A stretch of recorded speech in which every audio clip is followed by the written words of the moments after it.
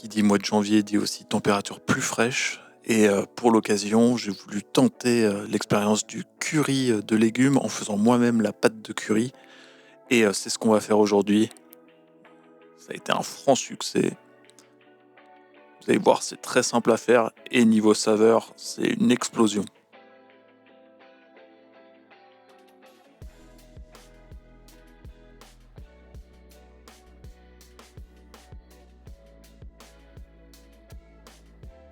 Alors, pour réaliser la pâte de curry verte, il va falloir de la coriandre, des piments. Et on va commencer par émincer les piments.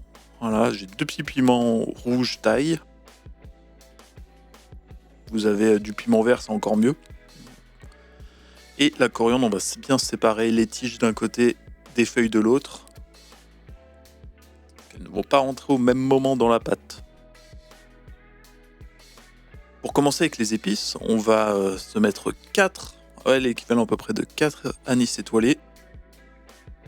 J'ai des graines de moutarde, donc je les ai mises. Vous avez des graines de coriandre, c'est top aussi. Je mets 2 cardamones vertes. 2 cuillères à poivre aussi, cuillère à café, ça sera parfait. Et si vous avez aussi des graines de cumin, c'est top. Ça marche très très très très bien. Et on va les mettre sur le feu 3 minutes, le temps un peu de libérer les arômes. Une fois que c'est fait, on vient les transvaser dans notre mortier. Donc là, il y a plusieurs techniques, hein. Soit on est très traditionnel comme j'ai voulu l'être là, et c'est mortier et pilon. Soit sinon, vous pouvez très bien le faire directement au robot. Passez le tout au robot, ça ira plus vite si vous êtes un peu pressé. Les manger rapidement, faites ça directement au robot mixeur. On vient vraiment bien écraser l'ensemble, surtout pour tout ce qui est les l'anis étoilé. C'est vraiment d'avoir les morceaux les plus fins possibles. Donc ça prend un peu de temps. Il faut un peu d'huile de coude, mais on y arrive.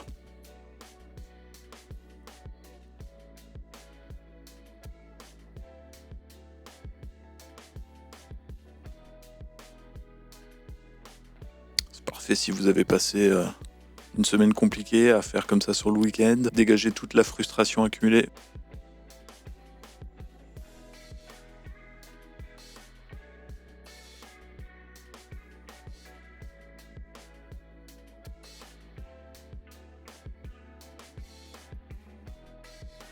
Vous voyez un peu le résultat. Une fois qu'on a un peu cette poudre là, je viens rajouter, j'ai une poudre mélange de ciboule, gingembre et ail. Si vous avez de l'ail frais, mettez une gousse dedans, ça sera très bien.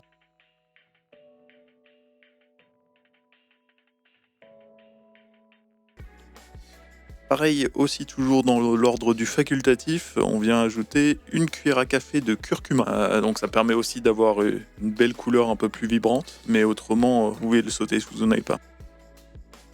Je viens ajouter les tiges de coriandre. On va commencer avant tout par les tiges, c'est aussi ce qui va être le plus long à réussir à casser. Très pratique quand vous avez aussi un petit bouquet d'herbes fraîches comme ça qui commence un peu à flétrir au frigo. Faire une pâte de curry, c'est l'idéal. Ça permet de tout réutiliser, hein. Il n'y a rien qui est gaspillé.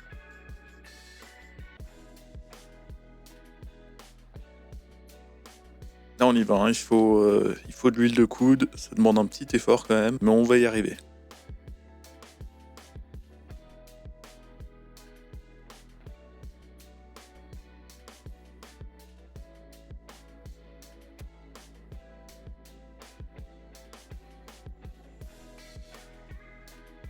Ensuite, on vient ajouter le piment. Ça va venir aussi aider à bien décoller. Vous voyez, pas hésiter à prendre une cuillère même pour décoller les bords, pour bien pouvoir écraser.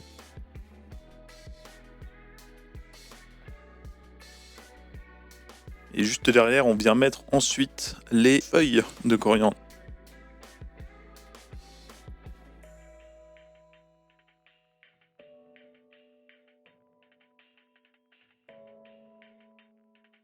Là, j'ai bien accéléré parce que ça a pris un petit moment quand même. Mais on y arrive avec un peu de patience.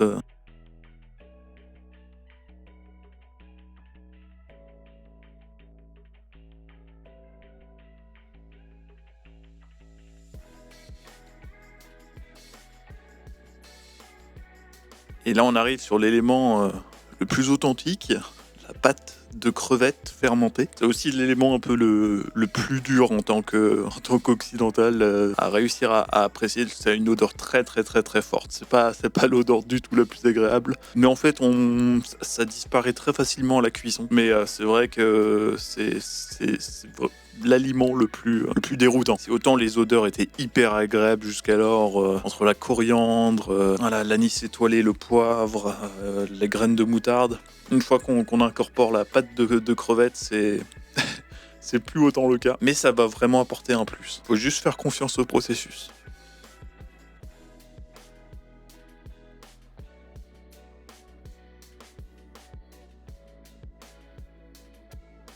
C'est d'ailleurs grâce à ça qu'on on se rapproche beaucoup plus d'une pâte. On est moins sur des éléments séparés. On est bien plus sur une belle pâte qui se tient.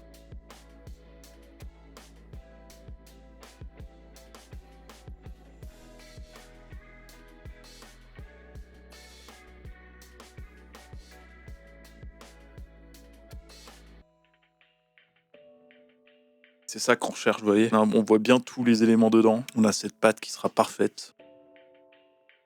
Du coup, on va faire une version avant tout de ce curry aux légumes. Donc, vous prenez les légumes que vous avez dans votre frigo, hein, et idéalement de saison. Là, j'avais des carottes. Je vais y mettre aussi du chou rouge. Ça peut très bien fonctionner même avec du navet, des aubergines.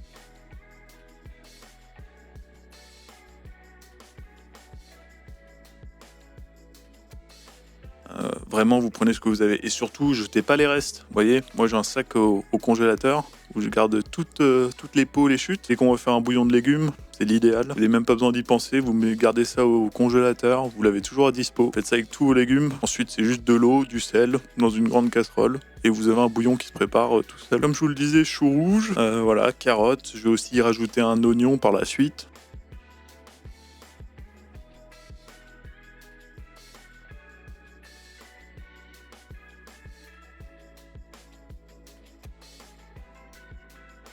Et on va commencer une cuillère à soupe d'huile dans un wok.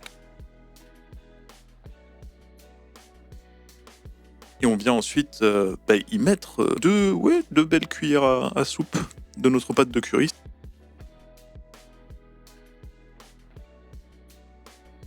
Et là, on va venir un peu le colorer, le cuire.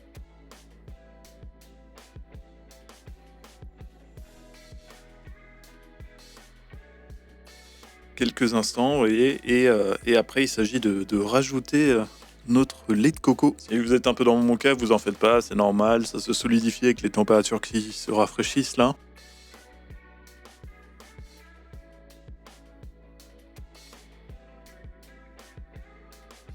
Là, on va ensuite laisser ça 5 minutes, le temps que les deux pâtes de curry et le lait de coco se rencontrent.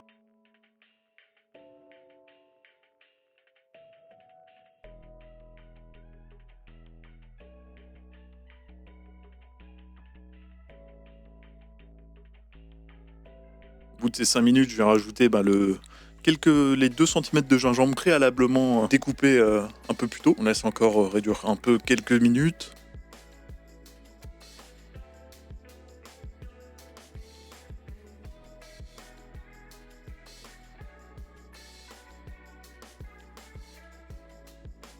Ensuite, on va venir et incorporer nos légumes.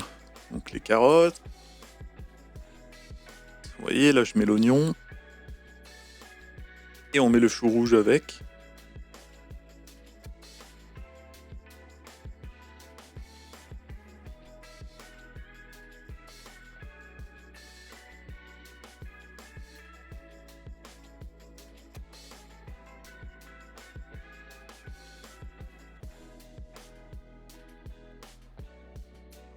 Ensuite, on va baisser légèrement le feu et à feu moyen fort, on vient couvrir et on va laisser ça pendant 10 minutes, 10-15 minutes.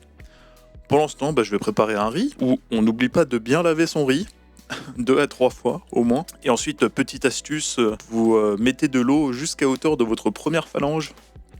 Et ensuite, en mettant à feu doux, il vous suffit simplement de le mettre 20 minutes à couvert et vous êtes sûr que votre riz sera parfait au bout de 20 minutes. Alors, on peut très bien garder la recette entièrement végétale. Le riz avec le curry se mariera déjà très bien, aura des belles saveurs. Moi, j'ai décidé de l'accompagner avec un peu de bœuf. J'ai un petit morceau de bœuf que je coupe, je dois avoir 300 grammes, que là, je coupe en lanières. Et on va juste venir les snacker comme ça, dans la poêle bien chaude.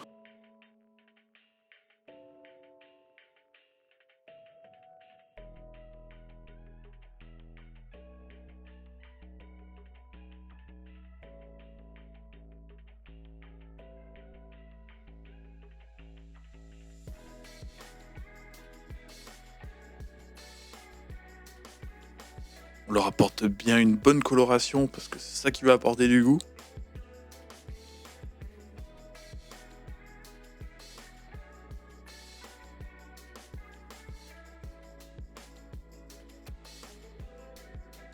Vous voyez, c'est ça qu'on veut, les sucs qui viennent se coller au fond de la poêle, ça c'est tout ce qu'on veut, tout ce qu'on aime. Énormément de saveur là-dedans.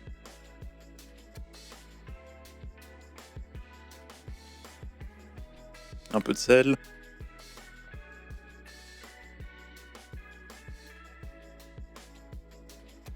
Et là, comme vous voyez, je parlais des sucs au fond, je viens de le déglacer avec c'est un vin, en fait, c'est un vin de cuisine asiatique. C'est utilisé énormément dans la cuisine chinoise, mais on peut très bien faire ça avec un vinaigre d'alcool, même simplement avec de l'eau, si on veut pas ajouter une pointe d'acidité.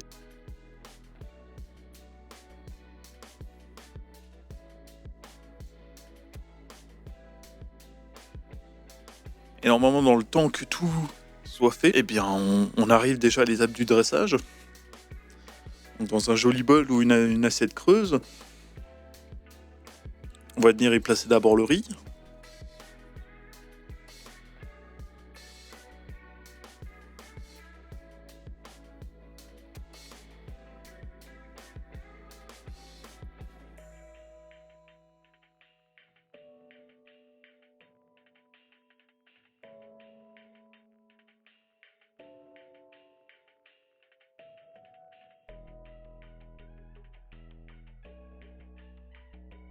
Donc là, je viens disposer mon bœuf sur le côté. N'oublie pas, avec une cuillère, on vient chercher ce petit fond de sauce légèrement lié. Et on vient mettre une portion généreuse de notre curry vert de légumes. On n'hésite pas sur la sauce, hein. C'est quand même là où il y a toute la saveur qui est renfermée. Quant à moi, je vous dis à très vite et on va attaquer cette nouvelle année avec encore plus de recettes et de contenu à venir sur la chaîne. N'hésitez pas à vous abonner et à très vite.